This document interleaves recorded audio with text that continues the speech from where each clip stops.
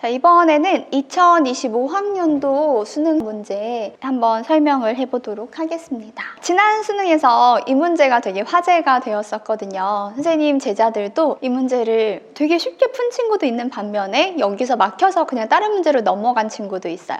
같이 한번 어떤 문제인지 알아보도록 할게요. 곡선과 직선이 만나는 점의 x좌표를 k라고 하자. 실수 전체의 집합에서 정의된 함수 fx가 다음 조건을 만족시킨다. 그때 구하려는 거 한번 확인을 해보고요. 자, 곡선과 직선이 만나는 점이라는 요 부분을 보고서 어떤 생각을 해줘야 되냐 하면, 첫 번째는 얘가 만나는 점이다. 그러면 두 그래프의 교점을 생각을 해볼 수가 있겠지. 그래프가 만나는 점. 근데 그 그래프가 만나는 점으로 어떤 함수값을 구하기란 쉽지 않다는 생각이 들죠. 저 만나면 이제 어쩔 건데. 제 그냥 하나는 이렇게 생긴 거고 다른 하나는 이렇게 생긴 거거든요. 뭐 어쩔? 할 수 있는 게 없어요. 그러면 빨리 그 다음 생각을 해야죠. 자, 두 그래프의 교점의 x좌표를 지금 k라고 하는데요. 저 k에 대한 이야기를 하려면 우린 방정식으로 가야 되잖아. 그러면 같다라는 식을 써야 되겠죠? 방정식의 근의 입장으로 이제 생각을 해보자는 거야. 방정식의 근의 입장으로 저 문제를 한번 다시 보면요. 5분의 1의 x 빼기 3. 근데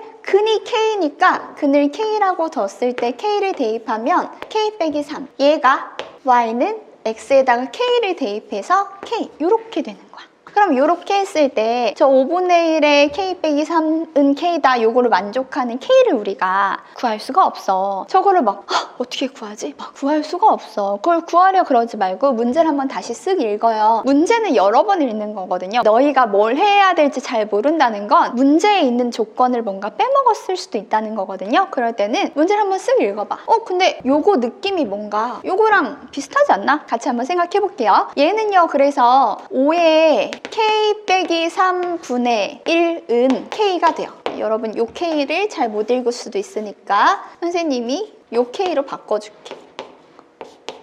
그러면 이제 여기서 저 식을 만들기 위해서 나는 이거를 5의 k제곱 분의 5의 3제곱은 k라고 둔 다음에 5의 3제곱은 k 곱하기 5의 k제곱이라고 생각하고 싶어. 이해됐어? 양변에 5의 k제곱을 곱했어요. 그 다음에 쟤를 다시 한번 쓱 째려보고 얘를 비교해보니까 여기에다가 세제곱을 하면 여기다 똑같이 양변에 세제곱을 해서 저 괄호 안에 분모에 해당하는 부분을 해결할 수 있을 것 같아. 얘가 뭐가 되냐면 5의 9제곱은 k의 세제곱 곱하기 5의 3k제곱이 된다 이거야. 자, 여기까지 이해가 됐으면요, 우리가 구해야 하는 게 뭐냐 하면 f에 요거 대신에 5의 9제곱을 대신에 넣어서 5의 9제곱 분의 1이에요. 이거 구하기가 이 문제의 포인트가 된 거야. 여기까지 이해됐어? 그러면 f의 5의 9제곱 분의 1을 구하기 위해서 어쩌라고? 다시 한번 문제를 읽어보면 내가 아직 네모 칸에 있는 것을 해결하지 않았어요. 네모 칸에 있는 게 무슨 뜻인지 한번 또 볼까요? x가 k보다 크다인 모든 실수 x에 대해서 얼씨구절씨구 있고 그렇다. 그러면 보자. f 안에 x를 집어넣어서 3x가 나온다고 하는데 이때 이 fx에 해당하는 저 fx라는 친구는 5분의 1의 x 빼기 3제곱이래. 근데 봐봐. 지금 여기 안에 들어가는 게 요거래. 그게 요거랑 비슷한 꼴이잖아요. 그쵸? 5의 얼씨구 제곱분의 1. 그치? 그러면 얘가 지금 5의 x 빼기 3제곱 분의 1이니까 이 x 빼기 3이 구면 5의 12 빼기 3분의 1인 거죠. 그쵸? 얘가 9니까 12 빼기 3이 9니까 다시 x에다가 내가 뭘 대입한 거야? 12를 대입한 거야. 12. 이해됐어? 그러면 얘는 뭐가 되냐면 f의 12가 되네. 그치? 그래서 우리가 구하려고 하는 f의 5의 9제곱 분의 1은요, f의 요 괄호 안에 뭘 넣은 거냐면 f의 12를 넣은 거야. 이게 5의 9제곱이니까 f의 10이랑 같은 거죠. 그래서 5의 9제곱 대신에 f의 12를 집어넣으면 똑같아지는 거야. 그리고 구하려고 하는 거 다시 보면 얘는 얘라고 하니까 얘가 x 대신에 12를 넣어서 3 곱하기 12가 되는 거야. 이 x는 같은 x니까 같은 걸 집어넣어주면 되겠죠. 얘가 36이거든. 그래서 답이 36일 것 같은데 36이 맞아요. 근데 사실 이 과정상에 빼먹은 게 있어요. 이렇게 36이라고 하고 넘어가도 되지만 사실 이 문제는요, 앞에 이 조건이 성립해야 풀 수 있어요. x가 k보다 크다의 모든 실수 x에 대하여 이 조건이 있어야 풀 수 있거든요. 그래서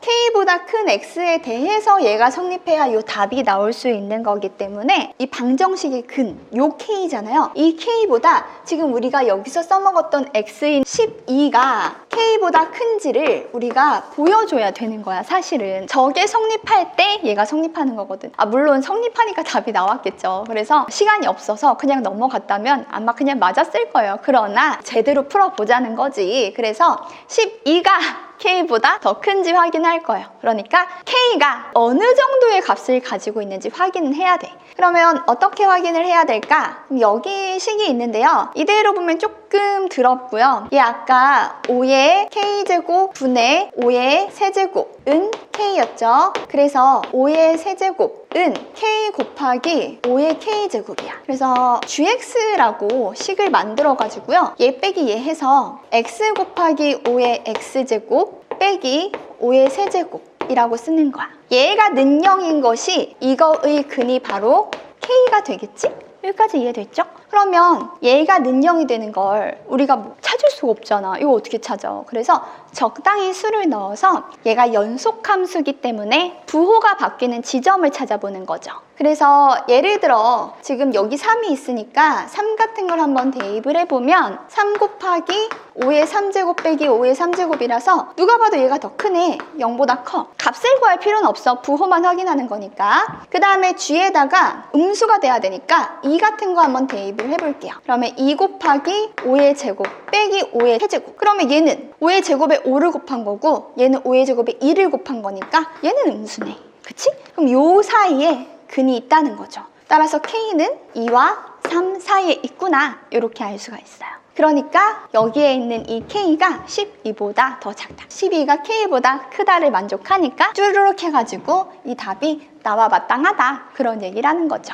이렇게 이 2025학년도 수능 11번 문제는요, 이전에 풀었던 문제랑 약간 결이 달라. 그렇지만 문제 자체의 난이도가 그렇게 높지 않고 푸는데 시간이 오래 걸리는 문제는 아니거든요. 여러분이 할 수 없는 그런 문제는 아니라는 거지. 그래서 자신감을 좀 갖고 풀어주면 좋을 것 같아요. 어차피 이 문제에서 너희들이 접근할 수 있는 방법은 2가지밖에 없어. 그래프의 교점으로 접근을 못하면 빨리 방정식의 근으로 접근을 하고, 문제에서 이야기하는 구하라고 하는 것에서 항상 힌트를 얻어가지고 문제를 풀어주면 좋을 것 같아요. 고생했어요. 다음 영상에서 만나요. 안녕!